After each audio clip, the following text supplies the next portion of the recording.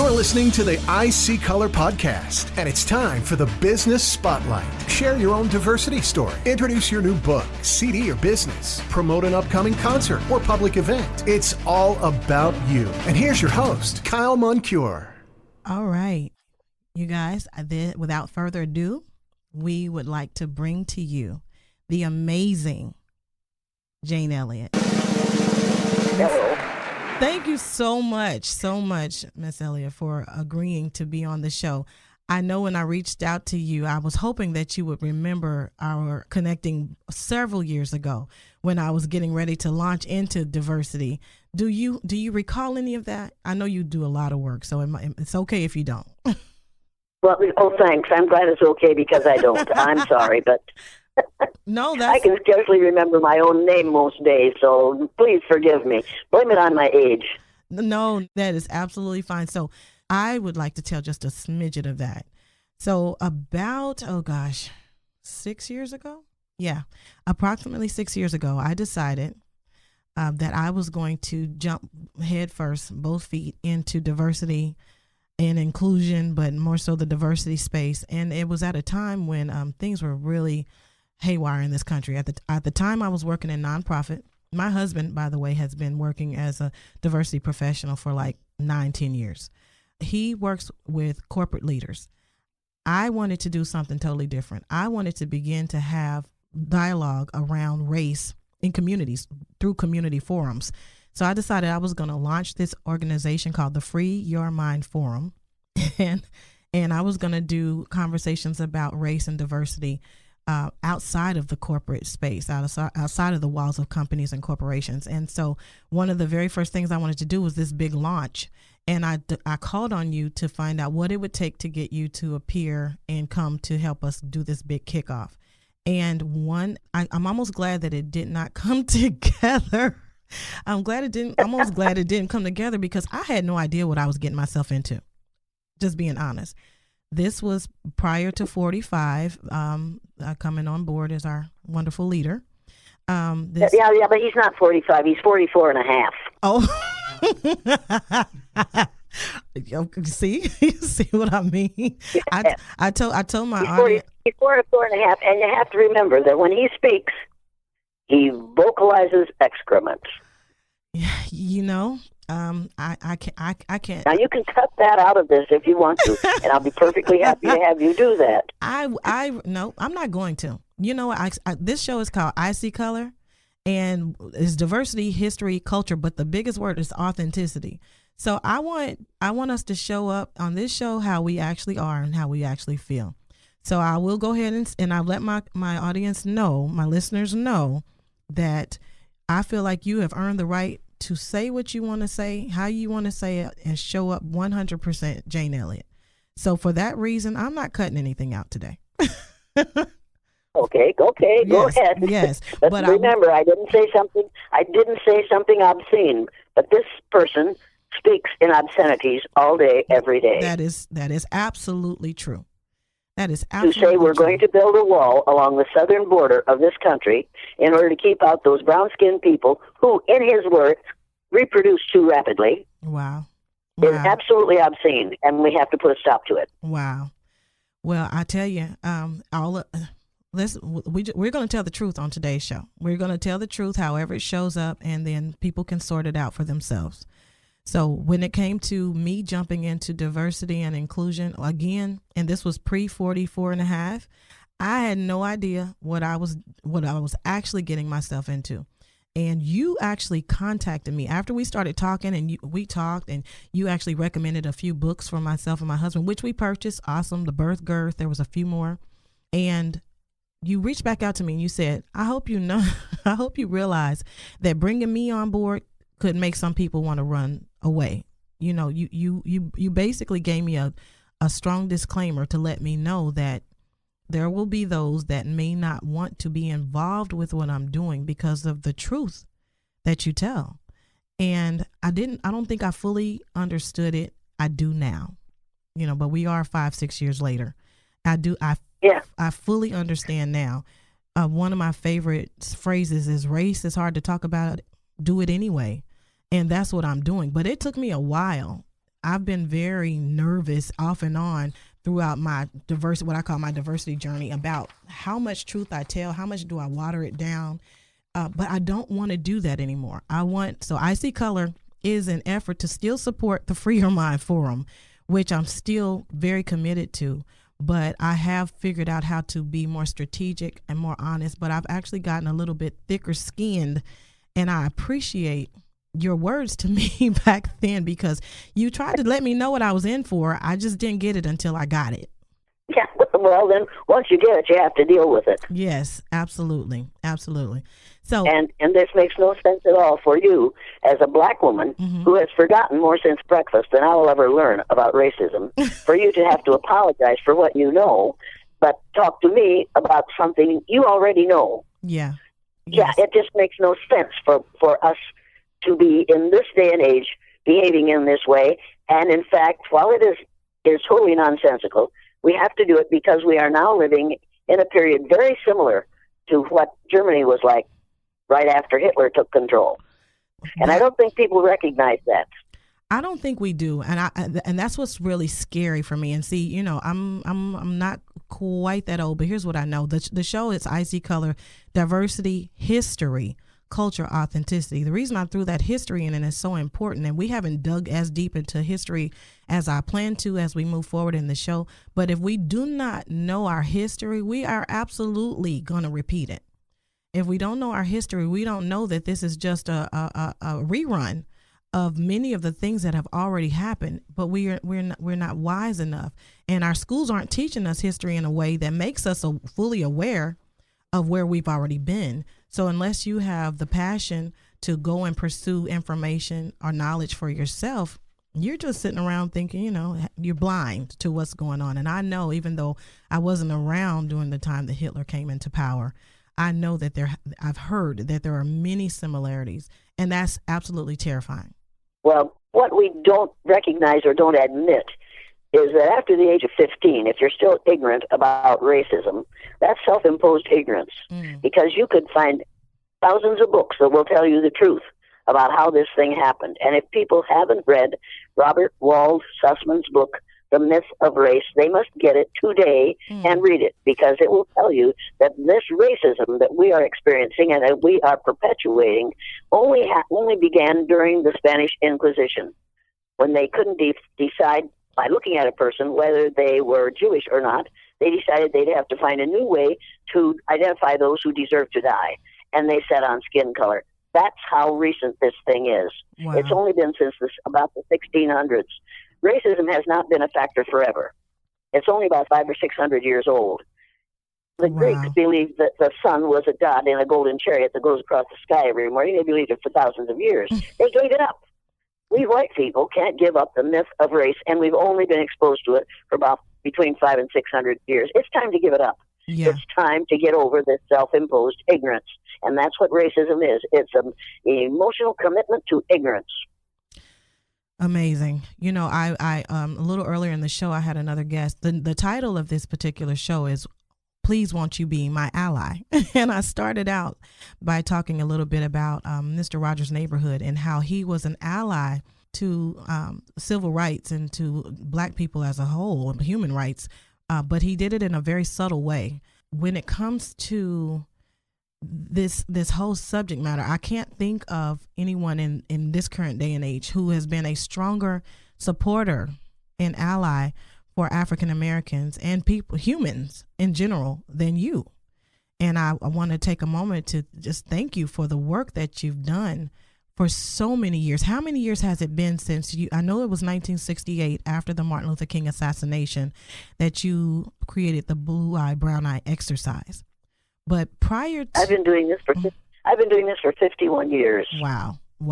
Okay. Up front.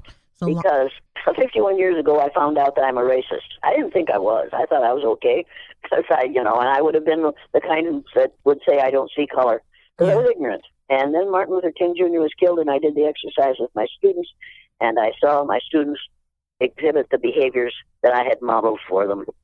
Wow. And they were all racist behaviors. And I realized what I was, what I had been, what I had been teaching, and what I would never be again. Wow. So I'm almost speechless. It's not often that you hear someone say, yeah, I was a racist, or I am a racist. I still am. I still have to, every time I hear of a murder or a robbery or some crime being committed, my first thought is, I hope it wasn't a black man. Because we are so often, we are told the color of the person who did it, particularly if it's a black person. We don't say a white man, we say a black person. We don't, it's the whole thing, that's going to take me the rest of my life to get over my racism.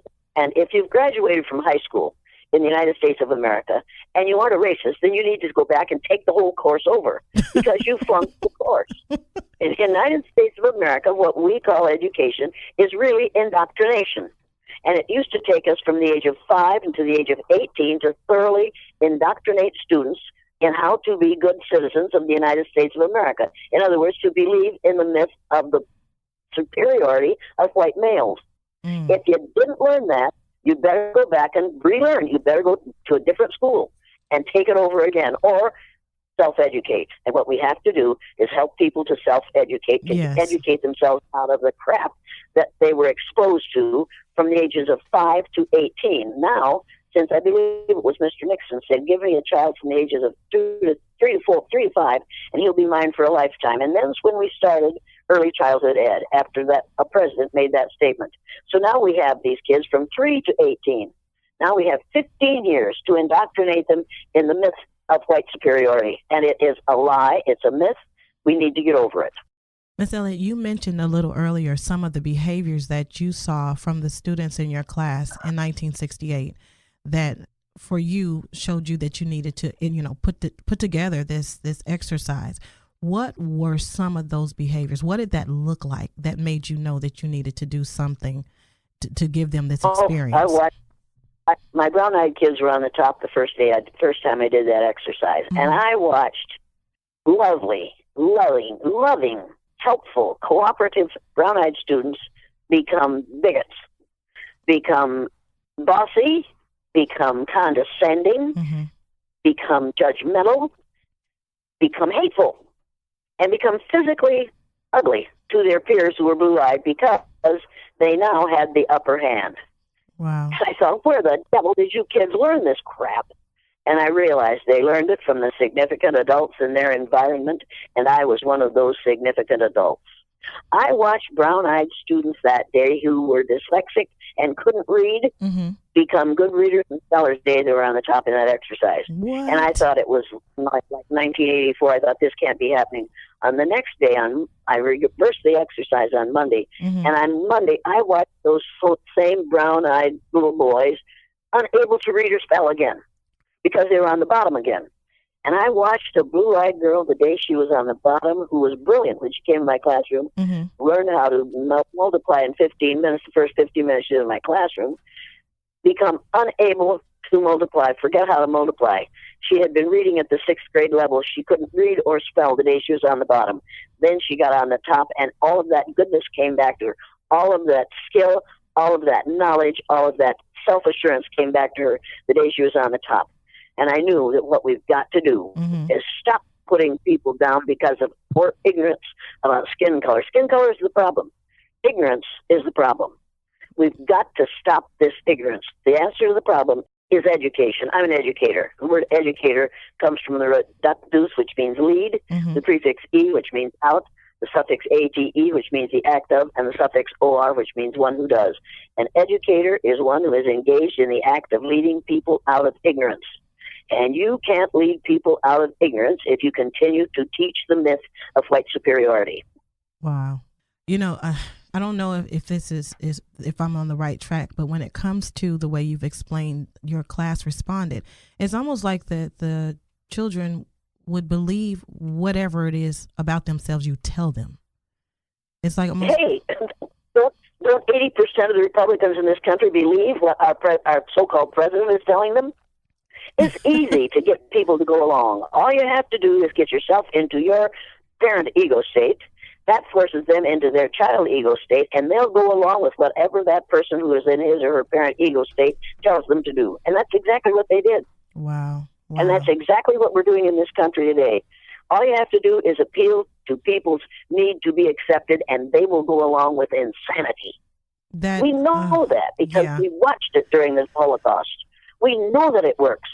We recognize what this fool is doing, and some 80% of the Republicans are following him. Yeah. Now, this is like the Pied Piper, and he's going to lead us through the hole in the wall, and he's going to perpetuate the ugliness of racism because it is good for him. It's not good for him, and it's not good for any of the rest of us. We have to put a stop to it. So I want to take a moment, and I've been studying and listening to, and I feel like I know quite a bit about you and what you're doing, but there are those that are listening to the show that are not as familiar. So I want to take a quick moment to go back, and I want to ask you in your own words. And one of the things I've said on my show is so often in this country, who I am is already defined for me. So even though I am culturally, ethnically comprised of a lot of different things, when it comes to the definition of who I am, I'm Black or African American. Especially if I'm, something on a job application or a college application, I'm just Black. But I want to ask you a question that's important to me because I want to learn more about you. So can you tell me in your own words, who is Jane Elliott and how do you self-identify? Well, when I have to fill in one of those questionnaires where it says race, I put human. If they want to know my skin color, I'll put peach. Because I've got a white sweatshirt on right now, and you can tell where my sweatshirt stops and my skin begins. Right. Because there are no white people on this earth. There are no white people on this earth. White is a word that is used because it represents purity and goodness. Uh-huh. Okay. So we decided to call ourselves white. We aren't white. If we were white, we'd be dead. And the minute you die, you get real white if you're a so-called white person. I watch my husband and my son, both my husband and son, have that experience. And I thought, now they really are white. Oh, my God. Wow. I am an old, short, plump, which is a nice word for fat, white woman who was raised by a Baptist father and a Catholic mother. Mm-hmm. So we didn't talk about religion at all because it would have been the War of the Roses immediately. Oh. On a hardscrabble farm in northeast Iowa, one of 7 children. We had no money. We had nothing but one another. I know what being in a nuclear family is like because both sets of grandparents disowned us. My father's parents didn't disown us, but my father's mother didn't care for my mother because she's Catholic. Yeah. And my mother's parents didn't care for any of us because we had a Baptist father. So we were a nuclear family. Mm-hmm. We were all we had. So we clung to one another. We were really protective of one another. So that's the way I was raised. And unfortunately for the world, we were all fairly bright. The others were brighter than I was. Mm-hmm. So I had to work harder to get there. I mean, everybody's brighter than I am, but not many people are older than I am now. My brother, I had a sister who was near genius and a younger brother who was near genius, and so here I was. I was just the one who wasn't supposed to succeed. And I really haven't gone very far, but I've gone loudly. Got it. Are any of your brothers and sisters still alive? I've lost all but 2 brothers. Got it. I understand. All the others are gone. I see. And so when you were coming up, were you aware of race growing up in Iowa? Oh no. It was like, Bryceville was like every other little tiny town in the United States. Mm-hmm. It was all white. Yeah. In the northern part of the United States, tiny towns are white tiny towns. Yeah. So race didn't really enter our heads until I read Tom Sawyer and Huckleberry Finn, and then I knew that Sam was the person of color. But no, we had no knowledge of color. We knew there was some, but it didn't ever occur to us that we needed to worry about it. So there were no Black kids or Hispanic kids or in your school or none of that, huh? German and Norwegian, and a few Irish. I was Irish, so I was an odd man out in high school too because I was the Irish one. Oh, I mean, I had lots of Irish antecedents, and so I was kind of a weirdo. Okay. Yeah. And I still am, but it's okay. It's okay to be different, you see. Yeah, absolutely. My dad said, be what you are, by God. Be what you are. You don't have to match everybody. You don't have to look like everybody else. You don't have to act like everybody else. Be what you are.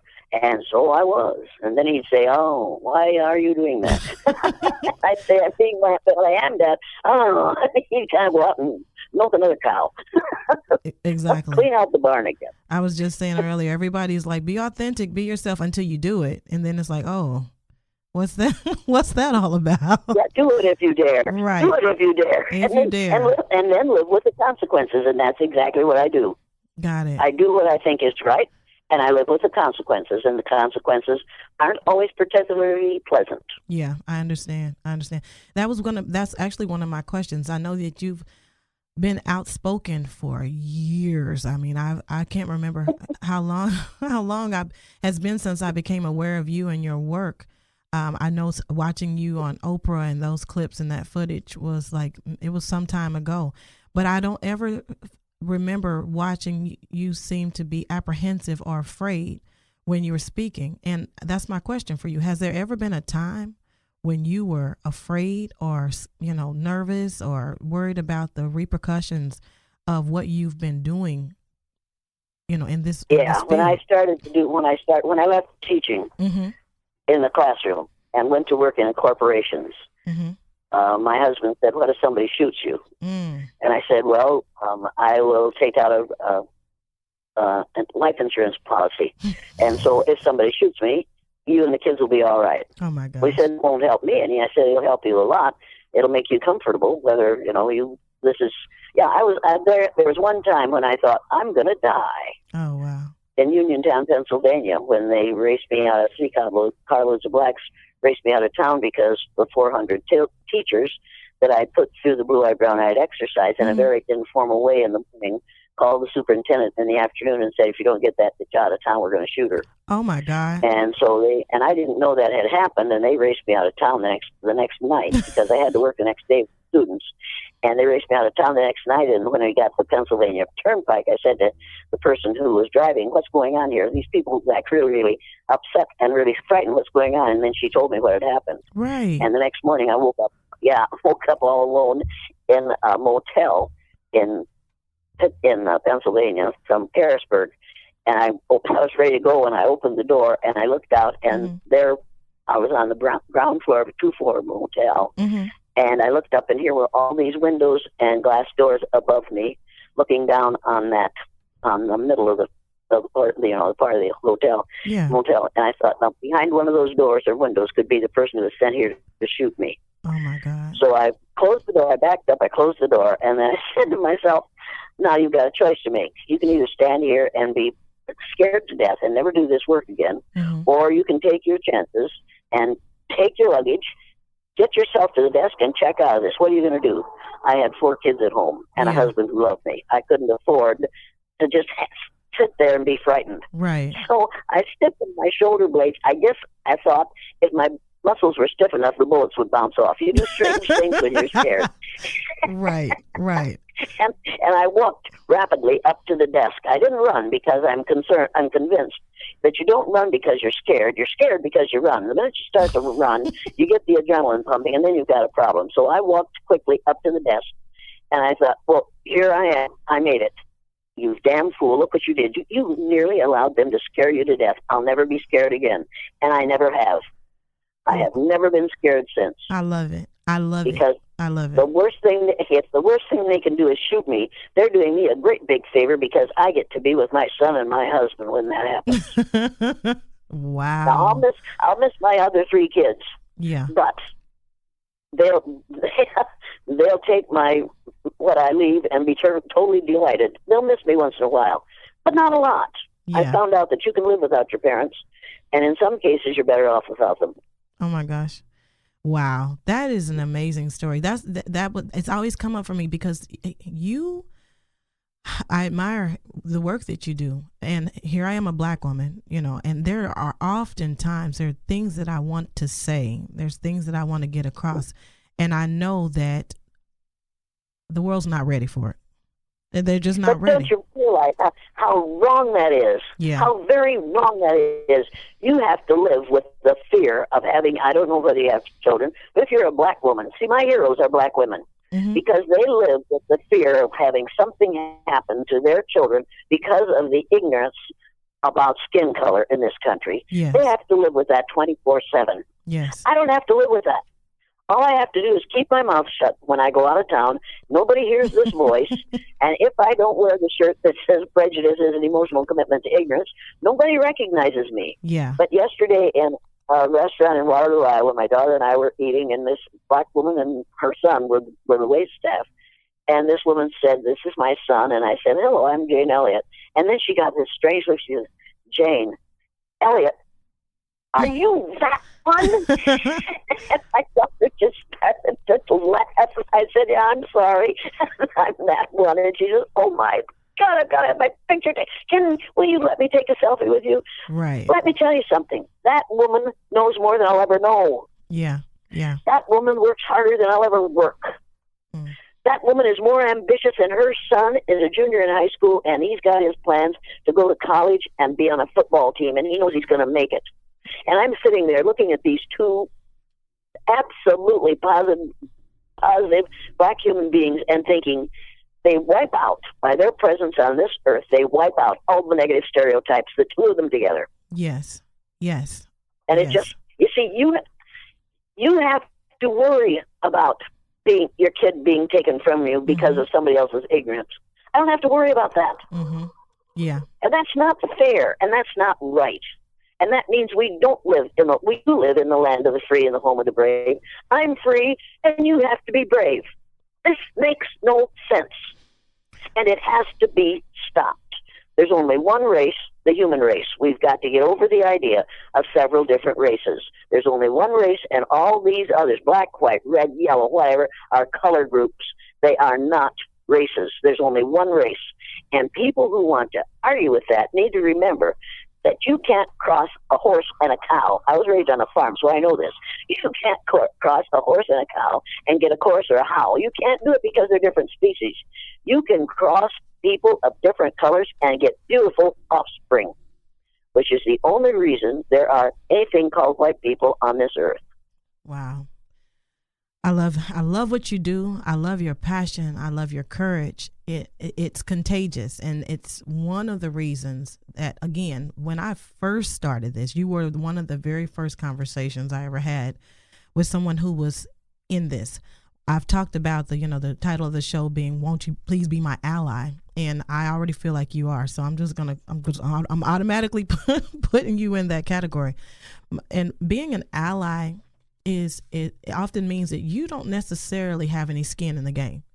What you do for African Americans, for humans, often puts you in a position of danger, literally. And I can only tell you how much I appreciate the fact that you're willing to risk yourself, maybe even your livelihood, sometimes your safety, and stand up for what's right. And I want to try and make sure that before this show is over, that I can I'd like to ask you to give a word. What would you say to other people, white people who consider themselves friends? Because one of those phrases, some of my best friends are black. But what does that really mean when all these things are going on around us, and the people who consider themselves our friends are silent? So for those, and I don't know how, I personally don't know how to necessarily encourage someone that's white to stand up. I don't know necessarily how to suggest they use their privilege, because I don't necessarily want anyone else hurt trying to defend me. But oftentimes, if you're let me tell you something. A British parliamentarian said the only thing necessary for the perpetuation of evil is for good people to do nothing. Okay. All right. And when white people do nothing, when they see obvious racist behaviors or hear obviously racist statements being made, when they do nothing, when they walk away, or when they just don't agree, they are doing nothing. You can't do nothing. by doing nothing, they are reinforcing the racist right to continue to make their racist rant. Wow. The only thing necessary for the perpetuation of evil is for good people to do nothing. And another man, Victor Hugo, said, and I know women have said many famous things, but we don't write them down because they didn't come out of a woman's mouth. Victor Hugo said, no power on earth can stop a man with a dream or an idea whose time has come. Whoa. Martin Luther King Jr. had a dream. We killed him. We, this society, killed him. Yes. It didn't stop his dream. His dream is more alive now than it was when he was living. No power on earth can stop the idea of one race. It's an idea whose time has come, and no power on earth is going to be able to stop it because it is based on fact. It is based on true history. It is based on anthropology. It is based on knowledge. It is based on the fact that there's only one race on the face of the earth. It's the human race, and every person on the face of the earth is a 30th to 50th cousin of every other person on the face of the earth because we all have the same black ancestors back there 300,000 to 500,000 years ago. Yes. So when we talk about race, if you aren't talking about an athletic competition, you're not talking about race to me. Wow. Because there is no such thing as 4 or 5 different races. There's one race. And white people have gone to immense expense and energy. They've spent a lot of money and energy trying to promote the idea of the rightness of whiteness. And if we were as right as we say we are, we'd have stopped trying to promote a lie. Because it's a lie. It absolutely. It is just that. It is a lie. You've been in this game for 51 years. 51 years. From where you sit, what, if anything, has changed in the 50 years that you've been doing this work? Has anything improved? And from your perspective, what's changed? Well, I remember when Barack Obama was elected and Whoopi Goldberg said, now I can put my suitcase down. I don't have to think about leaving anymore. How awful to have to say that. Oh, my God. And I thought, well, things may be getting better. And then along comes the boy grown tall and appealed to the fear of white people who now know without a shadow of a doubt that within 30 years, white people will be a numerical minority in the United States of America. Yeah. And white people are scared to death that people of color are going to want to treat us the way we have treated them. And when I go onto a college campus, that's one of the things that some liberal white woman always speaks up and says, well, if they get power, aren't they going to want to get even? I say, wait, let's find out whether they do. And in a group where there are a lot of blacks, in every group now, I'd say, well, every black person in this room who wants to get even with all white folks, please stand. And 1 or 2 stand. I say, see, they don't all want to get even with you. But I say, now let's be honest about this. Well, every black person in this room who wants to get even with 1 or 2 white people, please stand. They all leap up laughing. Okay. Say, Yeah. There it is, folks. All you have to do is be sure that you behave in a way that you aren't one of the 1 or 2 they want to get even with. Your future is in your hands. The way you behave today is going to dictate how you will be treated tomorrow. Now you have to make up your mind what you're going to do about it. Yes, and yes, and yes. But you see, we have to stop teaching the 3 R's of reading, writing, arithmetic in schools because you can learn those off a computer. People do it all the time. You can get a college degree by using a computer. Yeah. We have to start teaching the 3 R's of reason, rights, and responsibility. I love it. And we have to give kids reasons for not violating the rights of others and for being held responsible for it when they do. That's wonderful. I always say, there's this phrase that I keep, which is educating the mind without educating the heart is no education at all. And I think that I don't care what happens to people's hearts. And the next white person who comes up to me and says, "I just look for the person's heart," will never say it again.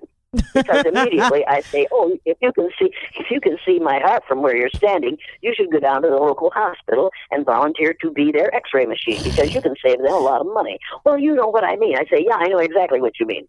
You want to deny skin color because it makes you uncomfortable, because you're ignorant about what skin color indicates." Yeah. You don't tell me you're looking for the person's heart, and don't tell me you can tell what my heart is by listening to what I say. Because I have a very hard heart where racism is concerned. Yes. And I don't care whether that racist is a person of my color group or another color group. We have taught everybody to be racist. We have taught everybody the rightness of whiteness. There are black people in this country who will go along because obviously if it comes out of a white mouth, it must be right. That I was That's just racism. going to say that, and that's it's crazy to think, but we in the black community, oftentimes some of our biggest arguments, conversations, and even unfortunately adversaries are black people because they've drank the Kool-Aid. Because they believe this nonsense. Yeah. They believe this nonsense. Yeah. And they point to the successes of white people and never look at, for instance, when I come up to a stoplight in Osage, Iowa, and there's a big trucker sitting on the right, and he's got places to go and he's important. I look up and I grin because it's always a big, heavy-set white male. I look up at him and I grin, and I know he's thinking that I think he's cute. What I'm thinking is, if you knew that your behavior right now was being dictated by the invention of a black man, you'd run this light. Yes. Yeah. So many. And when he puts on those boots in the morning, if he knew that he has those boots because of black man, Jan Matzeliger, constructed the first last for making shoes mechanically so that you could have cheap shoes and make them in a hurry. If he knew that, he wouldn't wear boots anymore. It's so much. If we had taught properly in the schools, we would appreciate all the things around us that we have because of the intelligence and the behavior of black people. If we would teach the truth in the schools, we would realize that those black people who originated in sub-Saharan Africa between 300,000 and 500,000 years ago migrated from there, and they populated every landmass on the face of the earth. The only reason their skin got lighter as they went farther from the equator is they were exposed to less and less sunlight. So their skin, their hair, and their eyes got lighter. People's bodies produce melanin to protect themselves from the damaging rays of the sun. That's the reason people in the northern climes are much lighter skinned than people in Africa are, and it's that simple. Yes. People need to realize that and stop basing their self-image on the amount of a chemical in their skin. So I have two final questions for you. One of them is one I ask of everyone. But before I get to that one, the last question, I'm going to ask you, 51 years doing this, and I can only imagine the sacrifices that you've made. I can only imagine the situations that you've had to encounter, probably things that have impacted your husband, your family, your children. So I, again, want to tell you, I am honored that you agreed to be on the show, and I'm grateful for the position that you've taken, for your voice, again, for your strength and courage, for being an ally for what's right, for human rights, but for black people and for me as a black woman. So thank you. My question for you is 51 years in, and sometimes it feels like we are going backwards rather than forwards. My question for you is, has it been worth it? Oh, when that black woman said to me, to her son, "You have to know what this woman does." Yeah, it's been worth it. Absolutely. I'm not sure my children think it's worth what they took as children, the beatings and the abuse and the being totally ostracized and being called the N-word lovers' children. And I had to say to them, kids, they're going to call me that, but you need to realize that I would rather be a lover than a hater any day. And that's a choice we make. Yeah.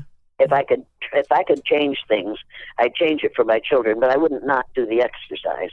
I would prepare them for it, and I'd say, here's what's going to happen, unless I'm very much mistaken. But I didn't think it was going to happen to me in all Christian, all white Riceville, Iowa, where my great-great-grandfather was one of the first settlers. I didn't think it was going to happen to me, but it did. Yeah, I thank you. I thank you for all that we know already that you've sacrificed and maybe had to endure. Now listen to me. Yeah. Listen to me. Don't thank a white woman for doing what we all ought to be doing. I know, and I'm going to thank you anyway because I know that what we should be doing, but not everyone is doing it. Look, I have to thank people of color for allowing me to be born. My black cousins made the move so that the rest of us could develop and be here. Yeah. They didn't do it for that reason, but they did it, and so we are here. You don't owe me any thanks. But seriously, you don't owe me any thanks.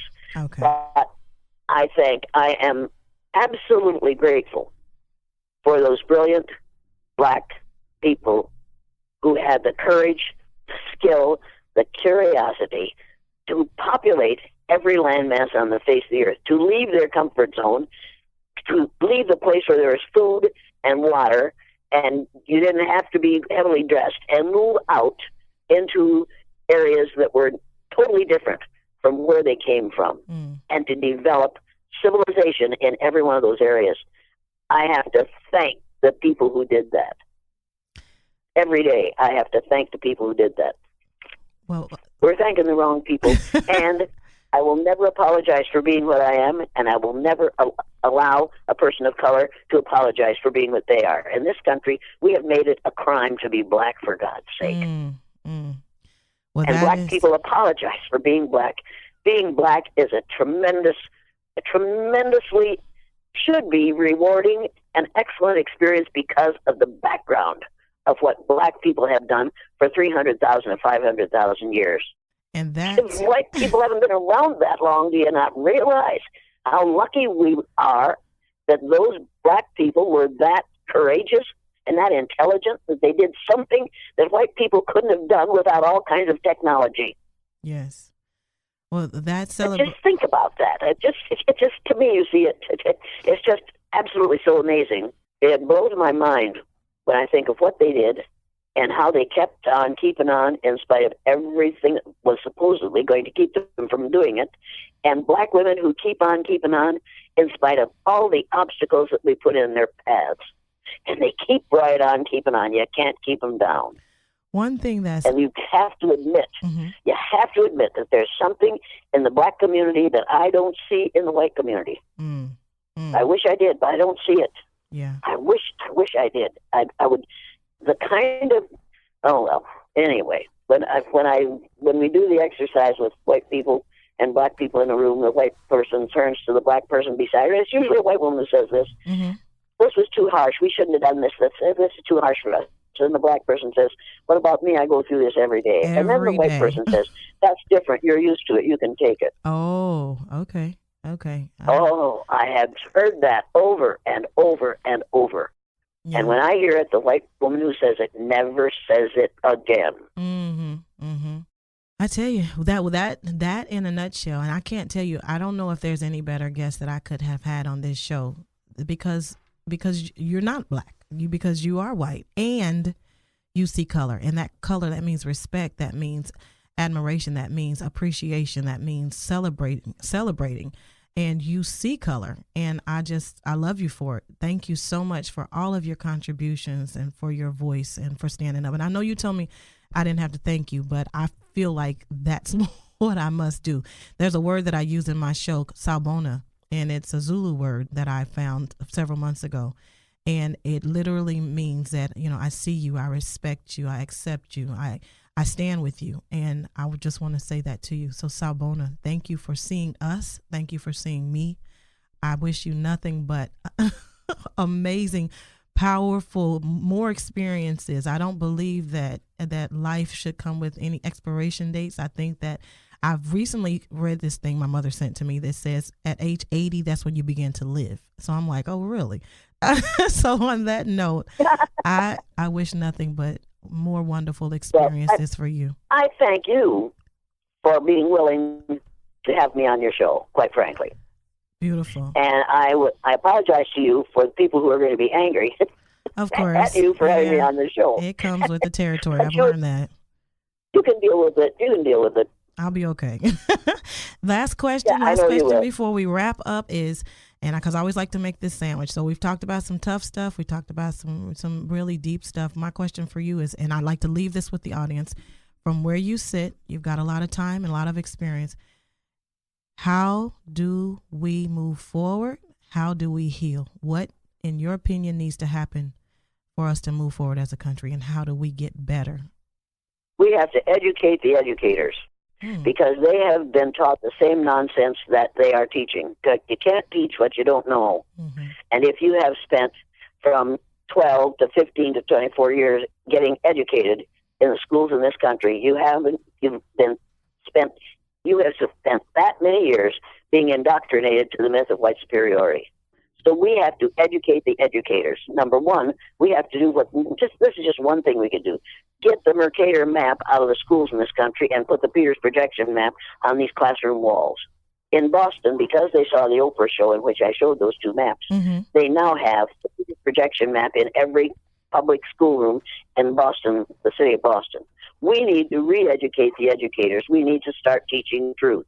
But in order to know the truth, you have to read the truth. You have to find the truth. And if you could just read Nile Valley Contributions to Civilization. Anthony Browder. Yes, I have that. Yeah. If we could just get educators to read or to watch those tapes, they would teach a different Black history in the schools. Yes. Black history did not start with slavery. Black history started several thousand years before the birth of Jesus Christ. People need to know that, and we don't. We teach Black history as if we arranged for Blacks to have a history by enslaving them. Yes. So we need to educate the educators. Miss Elliott, can I send you an icy color T-shirt? Absolutely, but send it in a large. Okay, I definitely will. It has been, so that information. I'll be delighted to wear that, because then when I go down through the airport and people read my shirt, they won't get that horrible, angry look on their face, and they won't be reading the one that says racism, prejudice is an emotional commitment to ignorance. I get lots of angry reactions to that, and I get lots of positive reactions to I see color. That'll make them stop and think. Right. Oh, my Lord, it's all right to see color. It's all right to say that Black man by the water fountain. It's all right to say that. Yes. It's all right to tell people what they are instead of saying, see that guy in the blue shirt over there? And then I said, oh, you mean the Black guy? You don't call him Black. He identifies as Black. It's not all right for me to call him what he self-identifies as. Oh, right. I don't think you should call anyone Black. Was there something wrong with being Black? Well, I just think that's not a very nice term. And then we have to go into blue eyes, brown eyes. Uh-huh. Yes. I don't know if it's okay. I would love to. I think we're going to do another part to this show a little bit later. I would love to have you back. Well, thank you again. Okay. We're going to wrap up the show, but I hope that my listeners have enjoyed you as much as I have and have learned. And the final word is, one of the steps that we need to take in healing is educate the educators. That's a really good place to start. That's the thing to do. All right. Well, Sabona. Thank you, Miss Jane Elliott. I see you, and we appreciate you. No, thank you very much, and I appreciate you. I appreciated being at. Happy Mother's Day, and enjoy your weekend. Okay, thank you so much. Bye now. Bye-bye. Thanks for listening to I See Color with Kyle Moncure. If you like our show and want to know more, check out iseecolorradio.com. And don't forget to leave us a review. Join us soon for another dose of diversity, history, culture, authenticity, and taste the rainbow. It's magically delicious.